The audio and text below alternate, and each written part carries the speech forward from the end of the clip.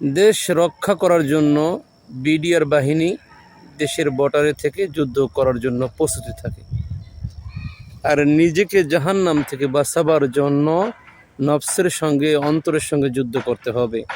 আপনার মন বলে এই অন্যায় কাজ করতে, পাপের কাজ করতে, একটি খারাপ লোকের পক্ষে কথা বলার জন্য আপনার মন চাইতেছে, কিন্তু যুদ্ধ করতে হবে যে না, ওই খারাপ পথে চলা যাবে না, খারাপ কথা বলা যাবে না, কোনো খারাপ ব্যক্তি সঙ্গে ওঠা বসা করা যাবে না, খারাপ ব্যক্তির পক্ষে কথা বলা যাবে না।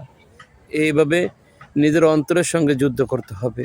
যদি এটা পারা যায়, অন্যায়ের বিপক্ষে যুদ্ধ করে যদি ন্যায়ের পক্ষে অটল থাকা যায়, তবে আল্লাহ পাক রব্বুল আলামিনের কাছে সম্মানিত হওয়া যাবে, প্রিয় বান্দা হওয়া যাবে, নবীজির প্রিয় উম্মত হওয়া যাবে। আল্লাহ পাক রব্বুল আলামিন আমাদের সকলকে সঠিক বুঝ দান করুক।